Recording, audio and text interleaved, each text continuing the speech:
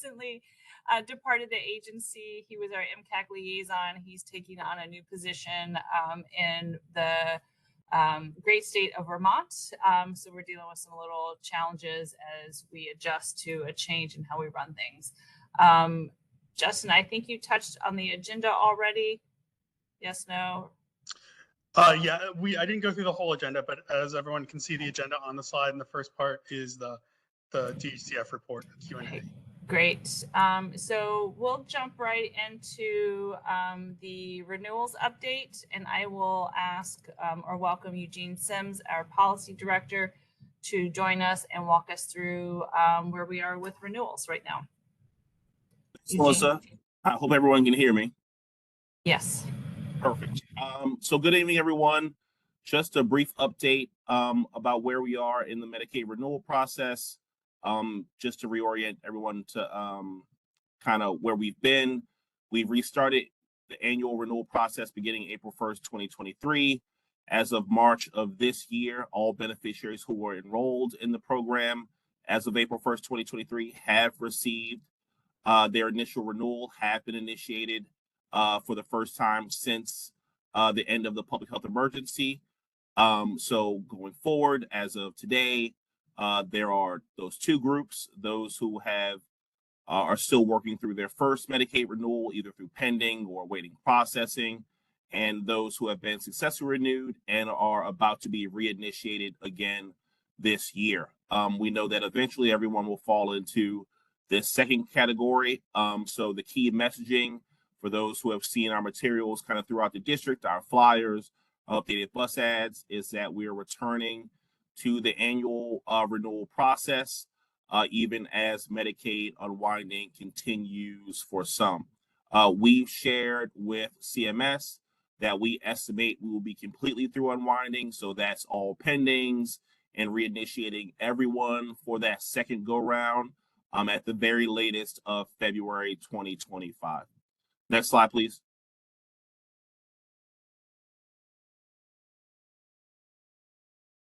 So if anyone was at the biweekly today, we are continuing our effort to give those extra time to our non-Magi beneficiaries who are at the end of their cert dates to hopefully increase kind of the rate of Medicaid renewal.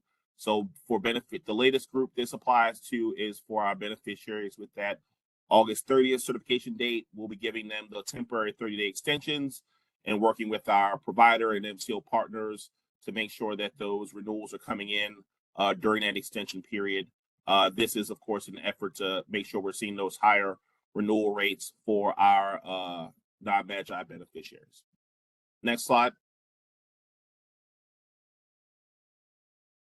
The next few slides will just kind of give an overview of a new process that DHCF is doing. If you were at our Medicaid biweekly community meeting earlier today, this will be a repeat, but we are implementing a simplified renewal process for our home and community-based service enrollees. Those are the EPD, IDD, IFS waiver. What we're doing essentially starting September 1st is using electronically available information to check that HCBS enrollees continue to meet level of care and residency requirements. Enrollees who pass kind of this check at initiation will simply have their eligibility extended for a year through their next recert date. All others, they won't drop from the program. Instead, they will receive the standard non-passive renewal. This is, of course, different from continuous eligibility that folks were familiar with during the PHE.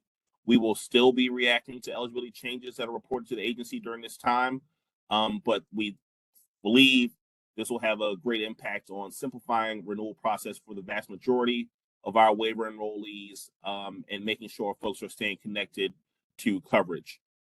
Initially, like I said, this will be applicable only to our 1915C waiver programs. That's the EPD waiver, the IDD waiver, and the IFS waiver. The intent is to expand the simplified renewal process to individuals who are receiving services at a nursing facility, at ICF, who are enrolled in PACE, or who are in one of our spend down eligibility program codes. But right now they are excluded with the goal to include them over the next year. To the extent anyone in one of these excluded categories is extended unintentionally, we will work with providers and case managers to ensure that we receive the necessary information to make sure a proper renewal is completed. Next slide.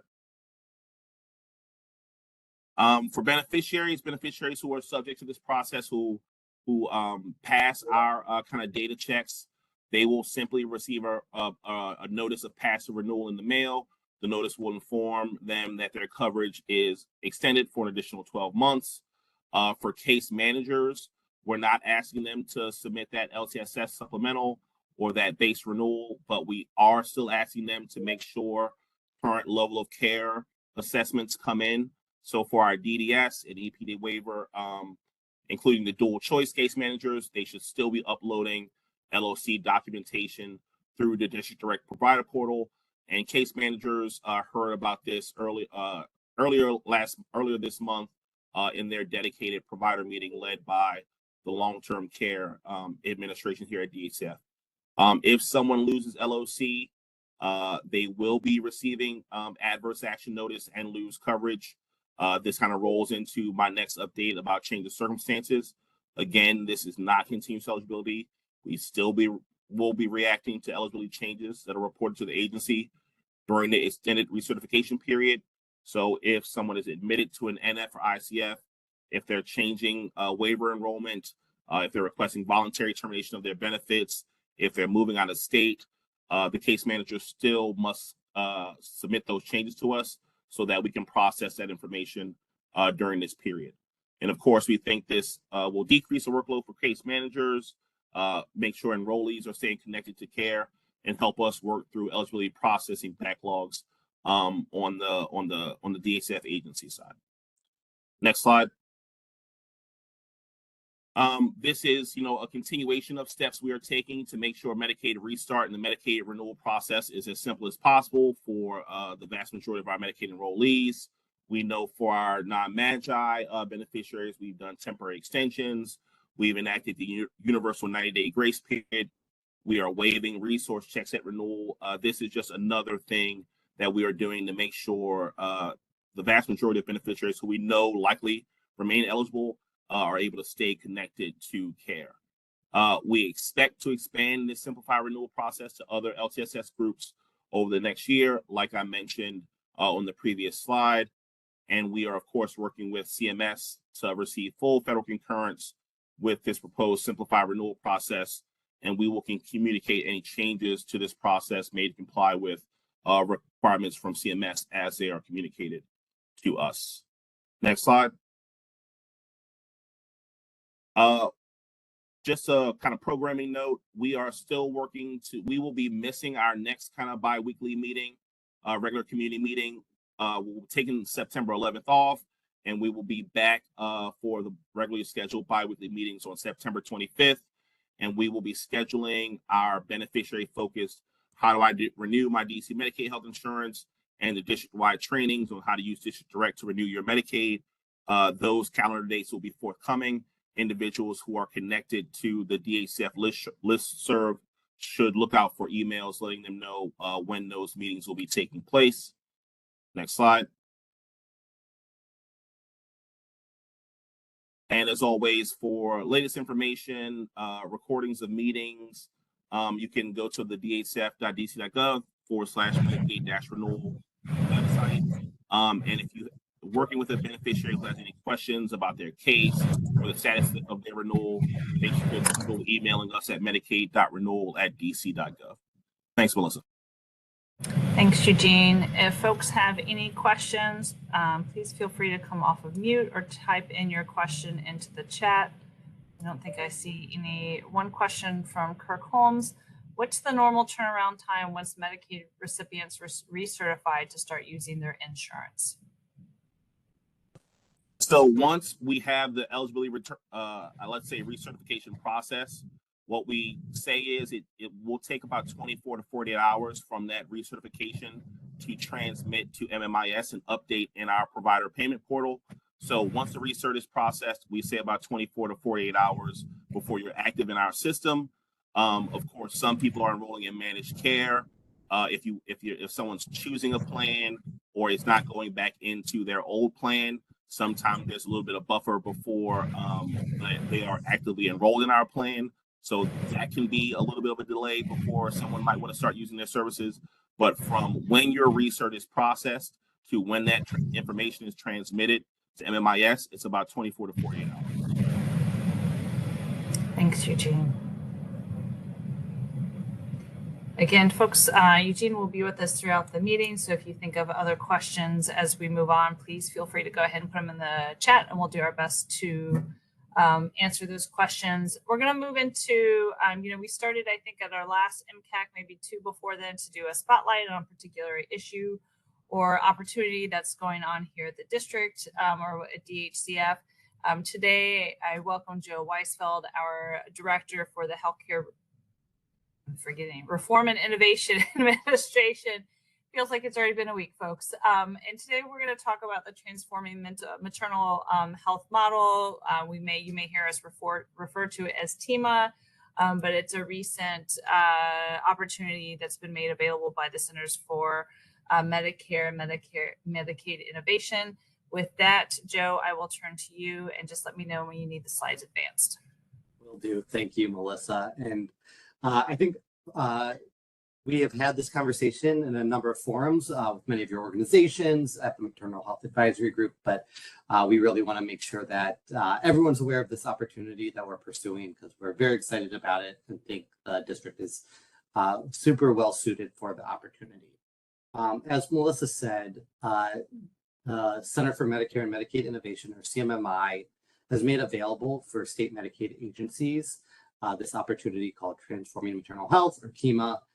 It is an opportunity for up to 15 state Medicaid agencies to be awarded up to $17 million over 10 years to adopt a whole person care approach to maternal health, using both a care delivery approach and reforms, as well as a payment reform approach.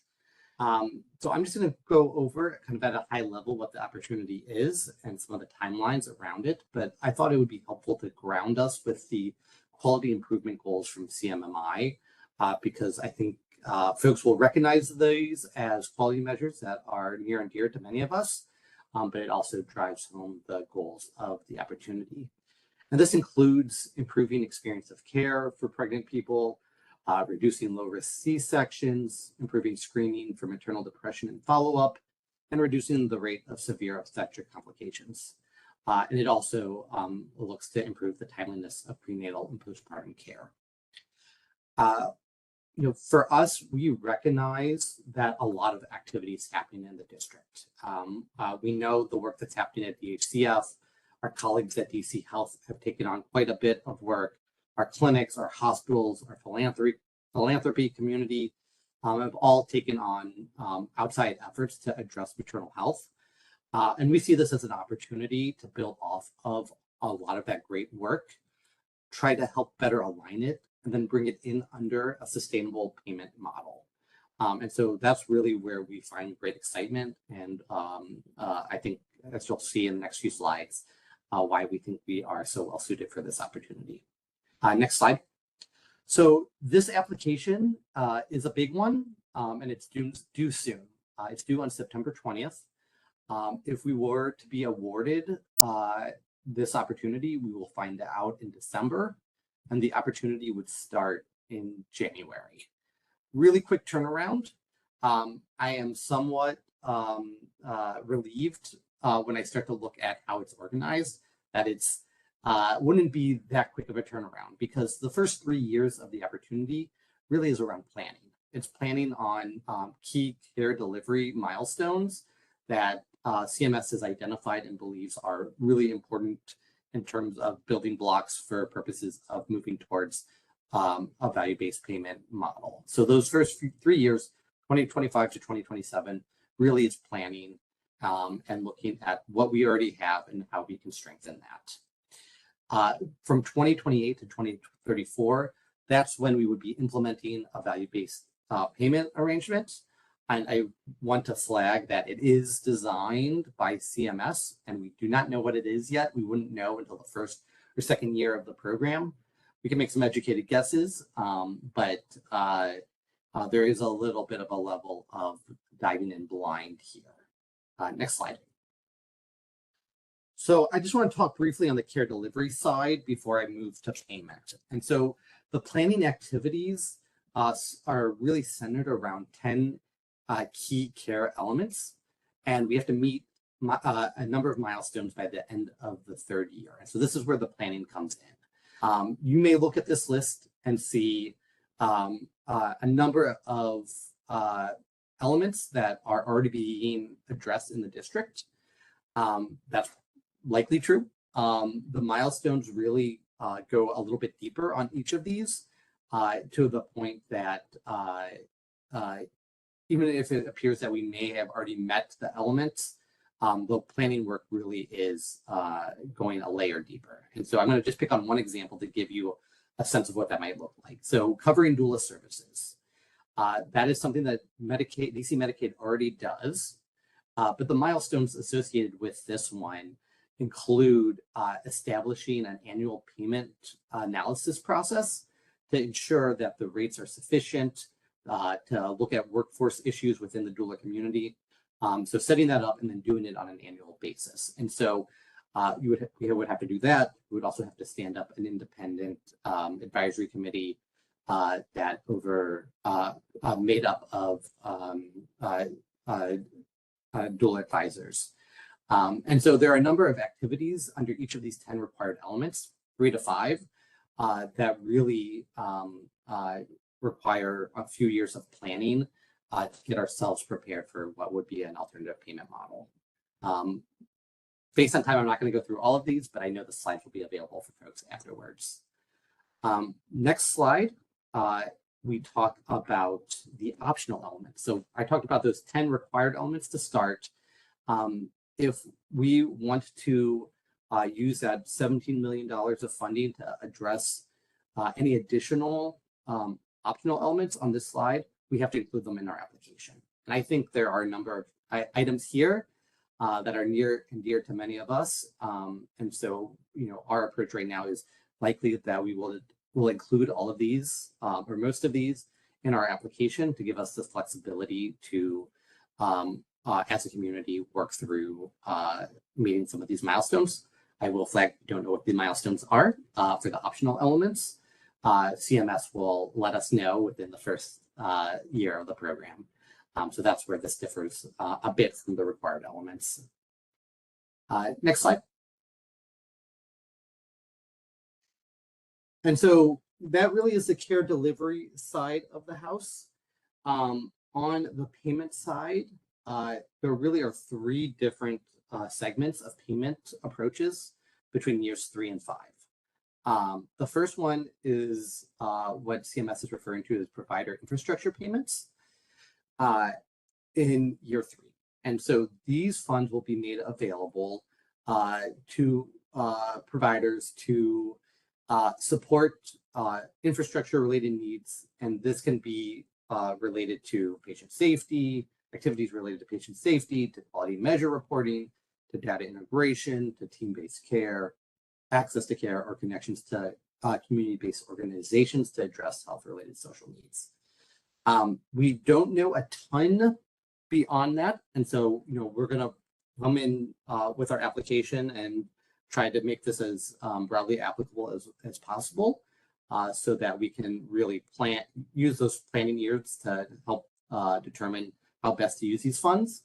I will flag the information that we do have from CMS is that the infrastructure payments will largely be tied to some level of an attribution model based on when individuals initiate prenatal care. And so that gives a little bit of a sense on how CMS is looking at this as infrastructure to support those that are delivering care during the prenatal period. In year 4, there's an opportunity to implement pay for performance program. This would be upside only payments based on quality and cost performance that align with model goals that would allow providers to receive an upside only bonus payment based on their performance. I do want to flag that those payments would not come from that TEMA $17 million pot. Those would have to come from DHCF. And then the last item here is on the move to an alternative payment model. I mentioned before this would be a CMMI designed value-based APM.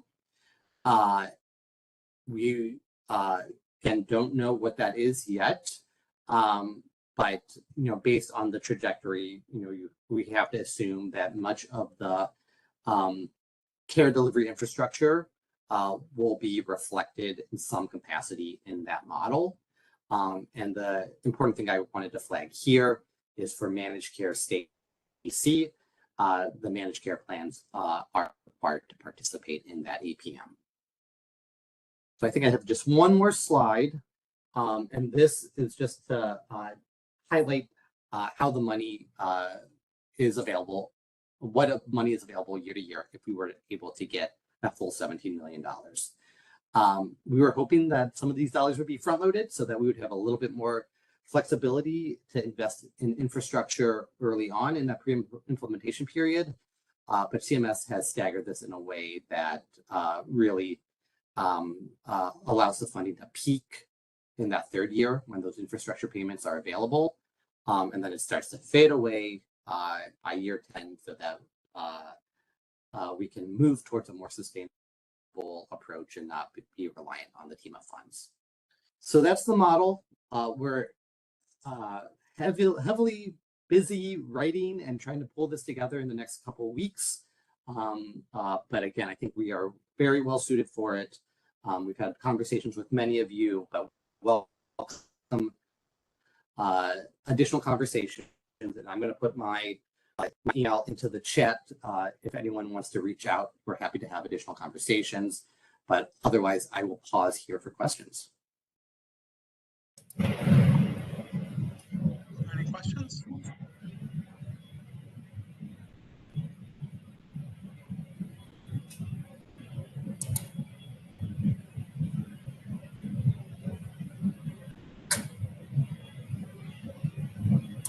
I don't see any questions in the chat or hands raised. That is it for our update today. It's a short one for this month. All right. Moving into the subcommittee. Oh, go ahead. Real quick, Shiama was just asking, what would be the DHCF contribution for the portion not covered by the grant? I think really it's our typical provider payment, but Joe. Yeah, so that $17 million is 100% federal. So there's no match for us on anything that we use that $17 million for. But as Melissa was saying, once we get into Medicaid reimbursement, those are DHCF dollars and contributions. So those would follow the normal match, the 70-30 match there. And so that P for P component that I talked about in year 4, that is a provider payment that would follow there. And that APM, that also would be a provider payment. It's really around the support for planning, building infrastructure that the $17 million can be used for. And I do think, once the payment methodology, there's detail from CMMI on that, then it becomes what is the change to what we are budgeting already for those services. Presumably, I mean, nothing usually decreases. I expect it'd probably be some kind of an increase or something. And then that's something we'd have to factor in through our budget formulation process. Thanks for your question, Shioma. Thanks, Justin. Not a problem. Moving into subcommittee reports. Is there a report for the Access Subcommittee? There is, as long as my mic and video is working. Good evening, everybody. Access Subcommittee, the big update is that we have our next meeting on September 4th at 9:30 a.m. Our topic will be a conversation, it will be an open forum, around home health agencies and issues related to that. We will also recap our last meeting from June where we talked about dental benefits and had a nice little roundtable about that. So I would encourage everybody to join us. If you're not on the list to get the information, please let us know. And thank you. Thank you, Robert. And Jordan, I believe you are giving the health systems redesign report.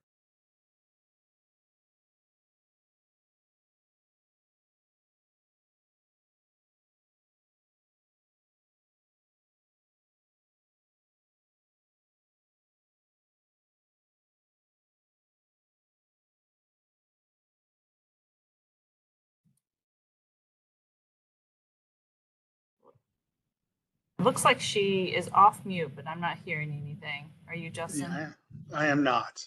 Okay, we might be having a little technical difficulties there. Jordan, if you have an update, if you can put it in the chat, if you can hear us, that would be great. It looks like her mic may not be connected, so she may hear us, but she's there.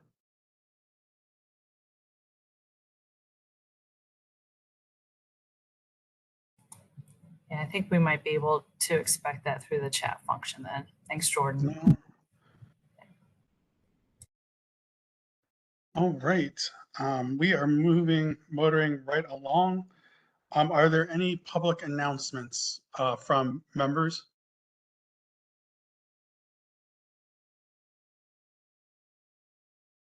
And I know that we are going to go into executive session, so are there any comments or questions for the members of the public?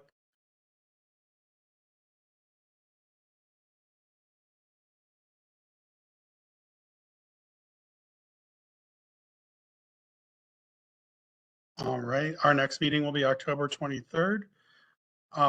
And Melissa, do we need a motion to go into executive session? I think we probably do. Is there a motion? Does a member of MCAC move to go into executive? All right, so moved by Robert. Is there a second? Second, Barbara Bazron. All right, thank you, Dr. Bazron. Everyone all in favor, say aye. Aye. Aye. Anyone opposed? Aye. All right, at this time, we'll ask that all non-MCAC members disconnect from the meeting and all MCAC members to stay on. Thank you all for joining.